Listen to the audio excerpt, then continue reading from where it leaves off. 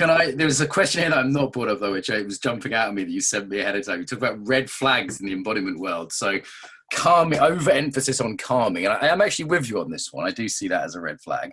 Is there any others that you were thinking of when you wrote me that? Because I thought it was like, oh, that's interesting. Well, look, I think that there's a lot of terms that people throw out right away instead of learning. They can't stand that, like everything's embodiment.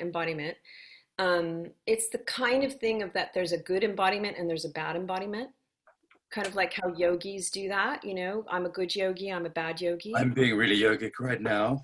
I'm being really embodied right now. This is my embodiment voice, my yoga voice, that kind of thing. Is that what you mean, Marcela? I don't know. It turns into like a list of things that you've done. Have you meditated? Have you this? Have you that? Like I'm like good or bad. There's always this measurement of CV.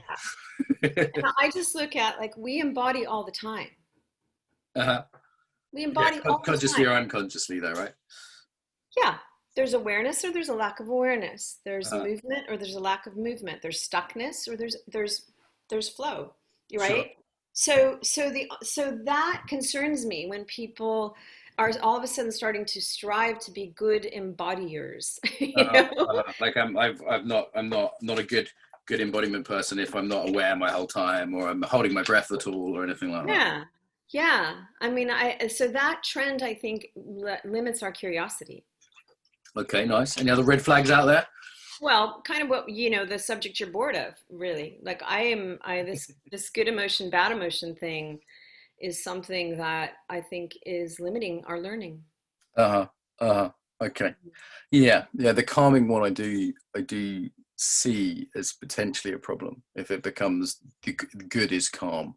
And any other kind of strong emotional, I've had this with yoga from Buddhist friends, particularly, any kind of strong emotional expression is somehow worse than being, kind of fucking Dharma robot.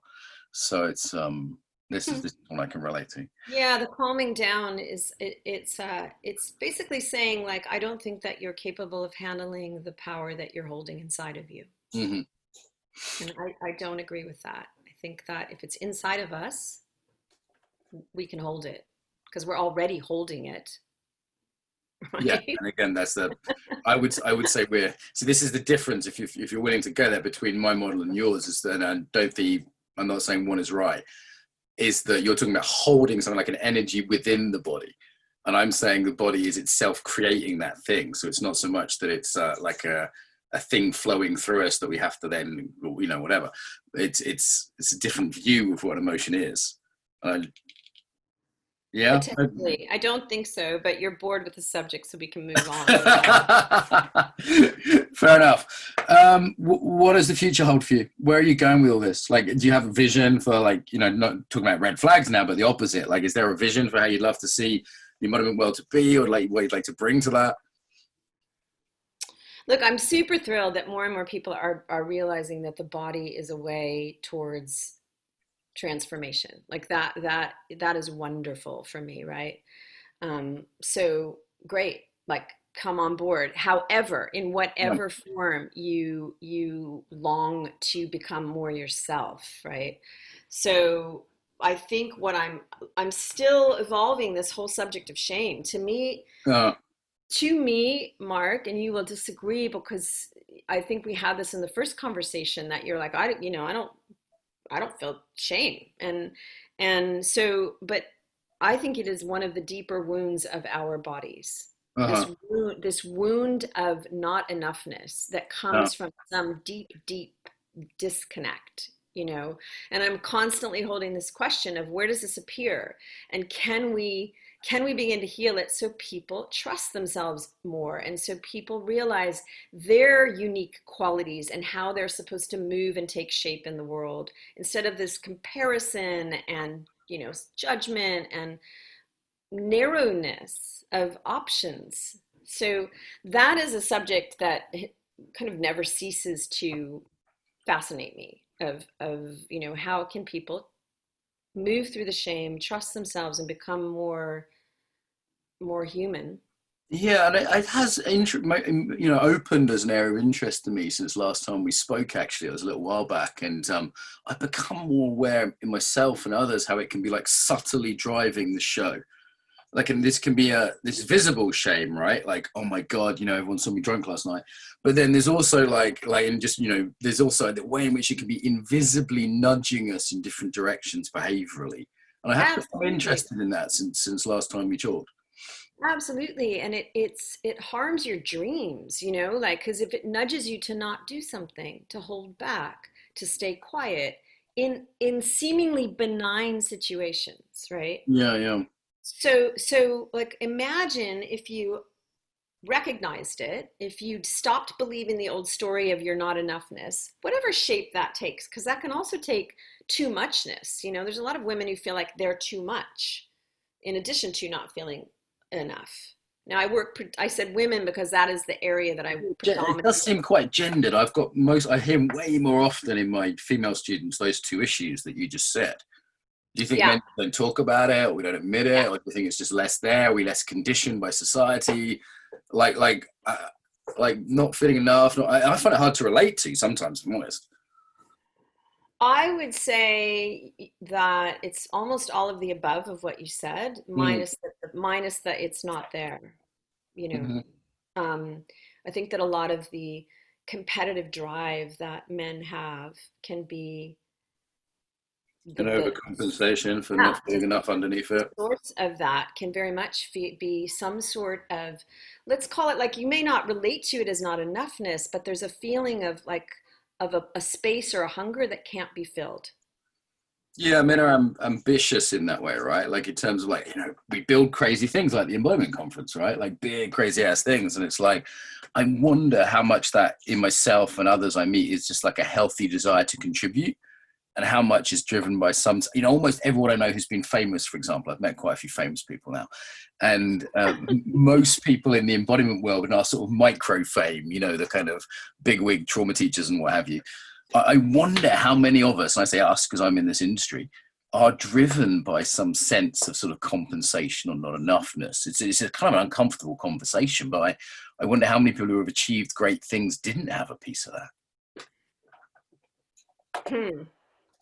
I think that culturally, because it's out there and it's visible and people know about it, social media and this and that, it takes on a different life than if all of that weren't there and you were just staying true to yourself and building what you desire to build, creating what you desire to create, you know, like a wild forest or a garden or something, you know, something that starts from a seed, begins to grow, but there's no over efforting to make it famous and big and seen, and know that you stay really true to your core values and how those guide you. So certainly you're less pushed around by the winds of validation. I really feel sorry for people that are growing up as teachers with this, you know, the constant validation from little likes and little clicks. And, you know, I noticed in myself the feeling of enough.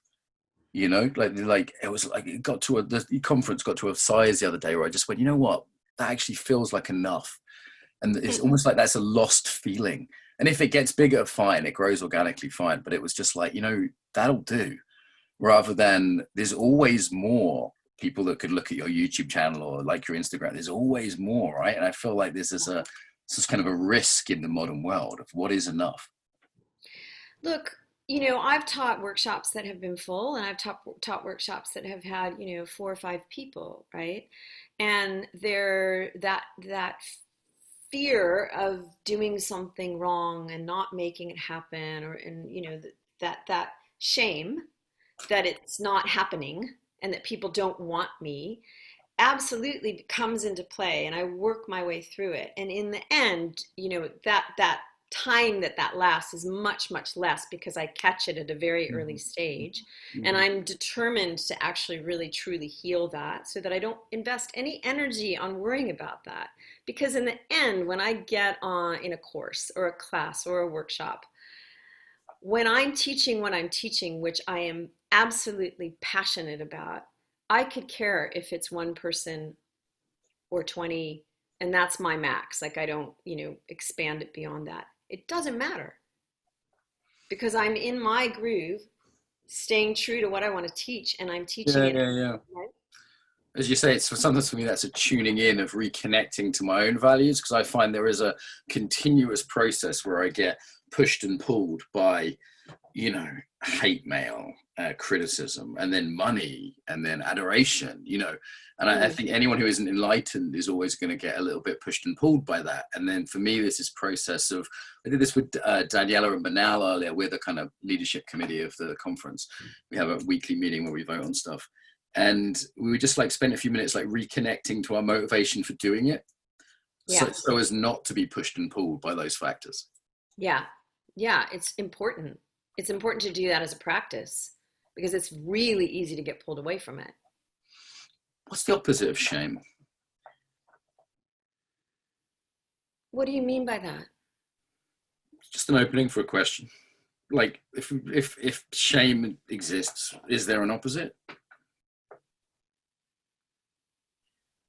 I don't know. Is there an opposite for anger? Is there? I could give a version of opposites to some emotions for sure. If tenderness, for example, you know, if something is an urge to destroy and tenderness is an urge to tend, one could go with that. It's just an opening. Don't feel free to decline. No, it gets back to the way to the place where you and I disagree, because that makes it very binary, right? I can tell you that I can tell you toxic shame for me, for my body, makes me self-critical, critical of others, and unhappy. Let's just put it like in a very simple terms, right? When I go into the shame and I feel the pain that comes with it as well, right? Because there's a pain that comes with not enoughness, and I just like settle into my body and I let it run its course, and it is not always comfortable. There's a softening, there's an acceptance, there's a connection. So maybe that's part of it. Like, I feel very connected to life when I am not messing with it, when I'm not going into my habitual old way, when it gets stirred up in my body. So follow with it. Just another way to explore here, and I just see the time. We need to move towards wrap up relatively soon. Anything sort of you're putting out there at the moment you want to let people know about? I mean, I mentioned your sign, fierceembodiment.com, but is there any sort of particular offers or things that are? Yeah, I mean, since this whole COVID thing started, it kind of rushed me onto the shore of offering online, opportunities. So I'm doing movement classes every week, which have been phenomenal, really fun, gathering, people from just like spanning the globe on different time zones. So I've got different classes that work with different time zones. And then I've been teaching these monthly workshops and about different subjects. So I worked out, one was boundaries, the last one was emotional power. The next one I'm pretty sure is going to be rejection, but I don't know when this is going to be. Great topic. Great. I love working with that. I love working with that. It's a fun game around that. It's such a good subject, and it's so insidious. My God. So that's coming up. And then in the background, I'm working on some bigger, projects. I really have wanted for a long time to do the shifting shame work that I do online, make an online course, because it will give me the chance to take more time with topics than in a weekend workshop. But it's still a little ways out, not super far out, but that's being handled. And then I am being strongly encouraged, and I know that this is just a fear spot for me, to create a teacher training. So that is, I'll put that out verbally into the world and see how that push pulls me forward. Yeah, it's funny. Teacher training does bring things to a different level. I thought I knew my work, and I started doing teacher training. All of a sudden, I had to know it in a different way. I find it very interesting to make that shift. Actually, it forced me into more clarity around certain things. Questions other people asked that I didn't ask myself. So it was absolutely. And I've been mentoring a couple people who want to learn it. And I said, great. I don't have a program right now, but I'll mentor you and let's see where it goes. It's really fascinating. Really, really good. Yeah. Cool. Okay. Well, I've got a funny eye today as well. I've got something in my eye the whole time we've been talking. It's been slightly distracting me, so I haven't been looking at that. So something flew in my eye in the park on the way here. Okay. Anything else to finish here, Marcel? Anything you want to say? Message about the body? Message about shame, rage? Anything at all? I just keep going back to trust. Like whatever you feel is not wrong. It just means that something has to work its way through your body. So be curious. If you don't have curiosity with this approach to life, you're just going to be hammering you're going to be flagellating yourself that you're doing something wrong. So I think that curiosity is a massive ingredient in evolving as a human. Marcela, thank you.